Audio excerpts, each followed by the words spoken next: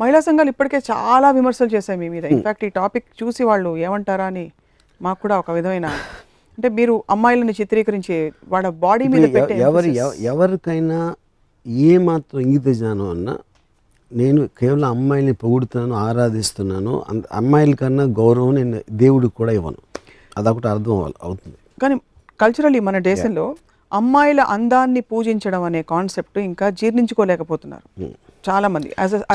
చెప్పను, కొంతమంది గొడవ చేసేవాళ్ళు కొంతమంది. బట్ యాజ్ అ కల్చర్ ఇంకా ఓపెన్నెస్ ఉందంటారా? అంటే యాక్సెప్ట్ చేసుకుంటున్నారు కానీ attraction of a man for a man towards a women అనేది అది నేచర్ డ్రివెన్ ఆస్పెక్ట్. అది మనం సృష్టించింది కాదు. నేచర్లో ఇంక్లూడింగ్ యానిమల్స్లో the attraction of the opposite sexes అనేది, అంత గొప్ప సింహం కూడా రోజు చేసి చంపేది కూడా ఆడసింహం చూడగానే తోక ముడుచుకుని అది అయిపోతుంది. So that is the power of the female. So అది ఒక యాసెట్గా తీసుకుని అమ్మాయిలు ఆనందించాలి, కానీ నన్ను ఇలా చూస్తారా అనేసి చేయటం అనేది రిలీజియస్గా, మారల్గా, ఒక సోషల్ వాల్యూస్లో వాళ్ళ అందాన్ని వాళ్ళు పక్కన పడేసి వాళ్ళకున్న యాసెట్ని డౌన్ ప్లే చేయటం అనేది ఒక కుట్ర పనింది రిలీజను, సొసైటీ. అది ఫ్రీ చేసుకున్నప్పుడు నేచర్ ఆస్పెక్ట్లో ఉంటే వాళ్ళ సెక్షువాలిటీని కానీ వాళ్ళ అందాన్ని ఒక వెల్త్గా తీసుకోవాలి, అంతే తప్ప అపార్థం చేసుకోకూడదు. అమ్మాయిలు మీరు చెప్పినట్టు కూర్చుని ఎదురుకుండా బొమ్మలాగా, షోకేస్లో బొమ్మలా ఉండి మీరు ఆరాధించుకుంటూ పోతే వాళ్ళు చూసి ఏమి మాట్లాడకుండా, చలనే లేకుండా, చివరికి అమ్మాయిలు తింటే కూడా మీరు సహించలేరు. అంటే concept of a girl eating food అంటే పాయింట్ అంటే, నాకు అమ్మాయి అనేది నేను దేవత అన్నప్పుడు అని అనిపించినప్పుడు, దేవతలు మనుషులు చేసేది ఏమీ చేయకూడదు అనేది నా ఫీలింగ్. అయితే of course I understand the human being, it is natural, అది క్వశ్చన్ అది కాదు. అప్పుడు నేను ఫర్ ఎగ్జాంపుల్ ఒక అమ్మాయితో నేను ఒక రెస్టారెంట్కి వెళ్ళాను. రెస్టారెంట్కి వెళ్ళి నేను ఎంత సెన్సిటివ్ అంటే, ఒక అమ్మాయి అందానికి, ఇప్పుడు ఒక మిర్రర్ ఉంది అక్కడ రెస్టారెంట్లో, ఆ మిర్రర్లో మా ఇద్దరి రిఫ్లెక్షన్ వస్తే నా మొహం ఫ్రేమ్ని చెడగొడుతుంది ఆ అమ్మాయి అందం ముందు. అందుకని నేను నా పొజిషన్ మార్చుకుని ఆ అమ్మాయి కనిపించేలాగా నేను పెట్టి, దాని తర్వాత నేను మాట్లాడుతున్నప్పుడు తను చిప్స్ ఏదో తింటూ ఉంటే నాకు ఆ డిస్టర్బెన్స్ వస్తుంది, కాబట్టి నేను చిప్స్ అన్నా తింటే నాతో మాట్లాడని చెప్పాను. I'm okay with both you know. కానీ అప్పుడు నేను వెళ్ళిపోతాను ఇక్కడి నుంచి, బట్ నేను మాట్లాడుతున్నప్పుడు నువ్వు తినకూడదు అని చెప్పాను.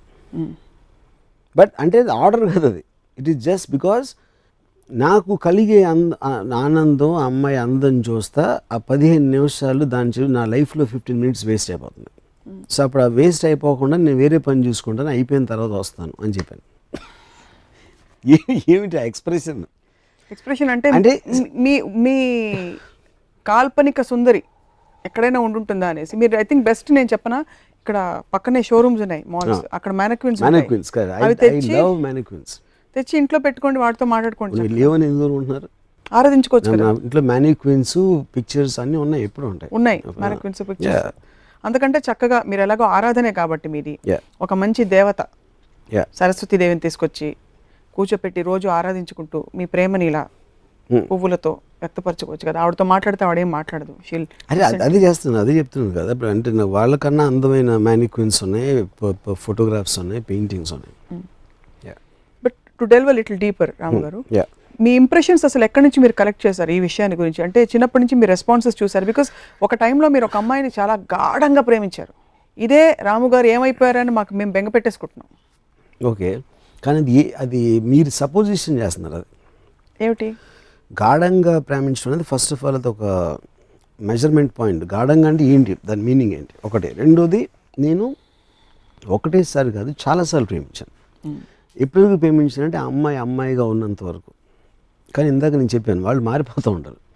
మారిపోయినప్పుడు నా ప్రేమ కూడా వెళ్ళిపోతూ ఉంటుంది. అది కొన్ని ఎక్స్పీరియన్సెస్ అయిన తర్వాత నేను రియలైజ్ అయ్యి అప్పటి నుంచి దూరం నుంచి ఆరాధించడం మొదలుపెట్టాను. సో అయితే మీరు ఇన్వాల్వ్ కారైతే you don't get involve just for the reason that it will cause you pain.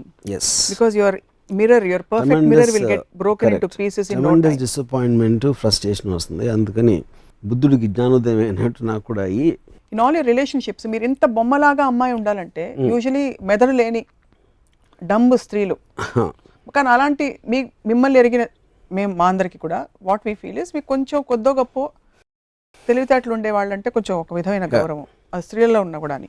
That's what we feel. 2 points ఉన్నాయి ఇక్కడ. ఒకటి, డంబ్ అనేది అర్థం లేనిది, స్టూపిడ్ మాట్లాడటం అనేది డంబ్. మాట్లాడుకుంటూ ఉండటం అనేది అది ఏదైనా ఒక ఫిజికల్ రిస్ట్రెయింట్ అని నేను చెప్పట్లేదు. అది అర్థం చేసుకుని ఒకళ్ళకి నా మీద ఎలాంటి ఇమేజ్ ఉందని ఇమేజ్కి ప్లే చేయడంలో ఏం తప్పలేదు. సో అప్పుడు అది డమ్నెస్ నుంచి రాదు, ఇంటెలిజెన్స్ నుంచి వస్తుంది అది ఆ ఆస్పెక్ట్ అనేది. సో మీరు ఒక అమ్మాయితో ముందు చెప్తారా, నాకు నువ్వు వినకూడదు, మాట్లాడకూడదు, నువ్వు ఇలా ఉండాలి అలా ఉండాలి అని చెప్పి మీ ఎక్స్పెక్టేషన్ సెట్ చేసేస్తారా ముందే? అంటే అమ్మాయిని ఎనీ కెపాసిటీ, అది it can be relationship on personal front or professionally. For example నేను ఒక ఎగ్జాంపుల్ చెప్తున్నాను. ఒక అమ్మాయితో నేను I'd rather have sex with you than have a conversation with you అన్నాను. తను చాలా ఒఫెండ్ అయింది. కానీ ఆ పాయింట్ ఏంటంటే అప్పుడు నేను చెప్పానంటే వెదర్ ఇప్పుడు నువ్వంటే ఏంటి, నువ్వు నీ బాడీ కాదు, లేకపోతే నీకు బ్రెయిన్లో ఐడియాస్ ఉన్నాయి, థాట్స్ ఉన్నాయి, వాటి నుంచి నా పర్సెప్షన్ నువ్వు చూస్తున్నావు. సో నాకు నీలో ఏమి ఇష్టం అని చెప్పాను. నువ్వు అన్నా హజారే మూమెంట్ మీద నీ ఒపీనియను, లేకపోతే నీ రూమ్ ఇంటీరియర్లో ఏం కలర్ కర్టన్ వేస్తే బాగుంటుంది అనే నీ అభిప్రాయాలు, లేకపోతే మీ పక్కింట్లో కుక్క అరుస్తూ ఉంటే నీకు చిరాకు వస్తుందని నువ్వు కంప్లైంట్ చేసే విషయాలు, వీటన్నిటికన్నా చాలా గొప్పదే నీ అందం. కానీ ఈ అందం కన్నా నీకు ఆ కుక్క గురించో లేకపోతే అన్నా హజారే ఏం చేస్తాను దాని గురించి మాట్లాడే దాంట్లో నేను ఎక్కువ ఇంపార్టెన్స్ ఇవ్వాలి అని నువ్వు అనుకుంటే అది కేవలం నిన్ను నువ్వు అవమానపరచుకోవడం. నీకున్న అసలు యాసెట్ని మర్చిపోయి అర్థం లేని సంబంధం లేని యాసెట్ల మీద మన టైం వేస్ట్ చేయటం అనేది అది నువ్వు కించపరచుకోవటం అని చెప్పాను. అప్పుడు తనకు అర్థమైందో లేదో నాకు తెలియదు, కానీ అప్పటి నుంచి మాట్లాడటం మానేసింది తను. మీ ఎక్స్ప్రెషన్ ఏంటి నాకు అర్థం కావట్లేదు స్వప్న. నేను చెప్పిన దాంట్లో కొంచెం అన్న పాయింట్ ఉందా లేదా? నిజం నిజం నిజం నిజం చెప్పండి. కొంచెం ఎంత ఎంత ఎంత ఎంత కొంచెం నిజం ఉంది. Thanks, my point is made. Yeah, but see as a culture like I said, మనం ఇప్పుడు వర్మ గారికి మాత్రమే ప్రపంచం ఉంటూ విడిగా ఉండదు. అది ఉంటే కనుక మీకు మాత్రమే ఉంటుంది, మీరు మాత్రమే ఉంటారు, మీరే ఆడియన్స్, మీరే డైరెక్టర్, మీరే యాక్టర్. కానీ ఇప్పుడు మెయిన్ స్ట్రీమ్ సొసైటీలో ఇప్పుడు సిన్స్ రామోయిజం అనే కాన్సెప్ట్ కేవలం మీ భావజాలం మాత్రమే కాదు, ఏదో విధంగా మనుషులని కొంతైనా ప్రభావితం చేస్తుందని అనుకుంటున్నాం కనుక అమ్మాయిల పాత్ర నిర్మాణాత్మకంగా మారుతున్న ఈ రోజుల్లో మీరు కేవలం బ్యూటీ అంటే ఎలా? ఇందాక ఏమన్నాను, they two are separate things. స్కిల్లు అమ్మాయి పాత్ర ఇందాక చెప్పాను, ఉసామా బిన్ లాదెన్ పట్టుకుంటానని. There are soldiers working. అంటే ప్రతి మగవాడు చేసే ప్రతిదీ చాలా చోట్ల అమ్మాయిలు బెటర్గా చేస్తున్నారు, which is a proven fact. But that is of course, but that is nothing to do with their sexuality. ఆ జెండర్కి సంబంధించిన ఇది విషయం కాదు, స్కిల్కి సంబంధించింది. బట్ మీరు ఏ రోజైతే స్కిల్కి 5 మార్కులు ఎక్కువ వేస్తారో, ఇప్పుడు నేను మ్యాక్సిమం రెస్పెక్ట్ ఇందాక చెప్పిన ఎయిన్ ర్యాండ్ నేను మామూలుగా చాలా నాన్ ఎమోషనల్ పర్సన్. నేను Ayn Rand documentary sense of life అని చూసి ఒక అమ్మాయి 20th ఇయర్లో రష్యన్ ఇమిగ్రెంట్ న్యూయార్క్ వచ్చి తను సాధించిన డాక్యుమెంటరీ చూస్తే నాకు నిజంగా నా కళ్ళు నీళ్ళు వచ్చేసినాయి. అంటే ఒక రకమైన హ్యాపీనెస్, ఒక ఎమోషనల్ అప్సర్జ్ తోటి. ఒక విధంగా చూస్తే ఐ డౌట్ ఇప్పుడు ఎయిన్ ర్యాండ్ ఒక మగవాడై ఉంటే నాకు అలా వచ్చేదని. కానీ డిఫరెన్స్ ఏంటంటే అప్పుడు 1930 40 ఆ టైంలో అబ్సల్యూట్లీ ఫీమేల్ సెక్స్ అనేది అసలు ఏ విధంగా అంటే లిబరలిజం కానీ విమెన్ అప్లిఫ్ట్మెంట్ అనే రాని రోజుల్లో ఒక అమ్మాయి అంత స్టేజ్కి వెళ్ళింది అంటే అది ఎక్స్ట్రాడినరీ. అంటే ఒక అండర్ డాగ్ ఎలిమెంట్ రైజ్ అయినట్టు. సో ఆ ఎలిమెంట్ ఒకటి యాడ్ అవుతుంది, ఎందుకంటే వీకర్ సెక్స్ అనేది ఒక సోషలాజికల్గా జెండర్ మీద ఇది ఉంది కాబట్టి వీకర్ అనేది ఆబ్వియస్లీ మీకు అండర్ డాగ్లోకి వెళ్ళిపోతుంది. అవును.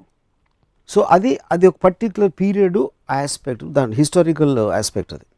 కానీ ప్రెజెంట్ డేలో ఒక 20 ఏళ్ళ అమ్మాయో లేకపోతే వాట్ ఎవర్ ఏజ్ గ్రూప్ నేను చెప్పేది, దాంట్లో నేను obviously the men and women are almost equal world over most of the countries. You know ఆ స్పేస్లో స్కిల్లు, ఎడ్యుకేషను, ఇండిపెండెన్స్ అన్నిది ఉన్నాయి కాబట్టి అది it becomes just brain aspect. కానీ అమ్మాయి అనే సెక్షువల్ జెండర్ ఆస్పెక్ట్ అనేది ఒక పర్టికులర్ ఒక ప్రత్యేకమైనది. దాని గురించి మాట్లాడుతున్నాం. సో మీ ఫోకస్ మీరు జూమ్ ఇన్ ఈ విషయంలో మాత్రం మీరు జూమ్ ఇన్ అక్కడ మాత్రం ఉంటారు, no zoom out only. So అమ్మాయి అంటే ఇంట్లో మీకు అత్తలు, పిన్నులు, అక్క అందరూ అమ్మాయిలే, చెల్లెలు ఓవర్. వాళ్ళందరితో మీరు ఎలా రిలేట్ అవుతారు? What is your equation with them? Do you look at them as women or you don't have అసలు ఆ థాటే రాదు? థాట్ రాదు నాకు. నేను అసలు వెళ్ళను. నేను అసలు నాకు ఫ్యామిలీస్ దగ్గరికి వెళ్ళను నేను అసలు. Even if it's your own daughter? You have a daughter. See my daughter calls me Ramu. నేనే చెప్పాను. దానికి రీజన్ ఏంటంటే నేను చెప్పాను, I don't like daughter sons ఎలాంటి రిలేషన్షిప్స్ ఫ్యామిలీ ఆస్పెక్ట్ అనేది. 2 పొలిమెంట్స్ ఏం చెప్పానంటే, నాకు ఒకటి నువ్వు నాన్న అని పిలిస్తే నా ఏజ్ గుర్తొస్తుంది, నాకు అది ఇష్టం ఉండదు. రెండోది, నువ్వు నాన్న అని పిలవన్నప్పుడు నిన్ను కూడా ఒక అమ్మాయిలాగా చూస్తాను. I look at every one like a women, you know. Yeah. So అప్పుడు తను నన్ను ఒక స్పీసీస్ లాగా చూస్తుంది నా డాటర్. అంటే జూలో వెళ్ళినప్పుడు ఒక రకరకాల జంతువులు ఉన్నట్టు నన్ను కూడా ఒక జాతిలాగా చూస్తుంది. I like that, I'm okay with that. నాన్నలా చూడటం కన్నా జాతిలా చూస్తే చాలా బెటర్. సో వీళ్ళందరూ అంటే ఇతర హూఎవర్ మీ ఫ్యామిలీ మెంబర్స్, మీరు ఎవరితో అయితే అసోసియేట్ ఎవరో, మీరు అమ్మాయిలని బికినీల్లో చూపించి స్విమ్ సూట్లో చూపించి ఇలా చేసినప్పుడు ఎప్పుడైనా కామెంట్ చేశారా? ఎవరు? మదర్ కానీ సిస్టర్ కానీ? మేబీ అంటే వన్ స్పెసిఫిక్ పర్సన్ కదా, చాలా మంది చేస్తారు, ఇప్పటికీ చేస్తారు. నేను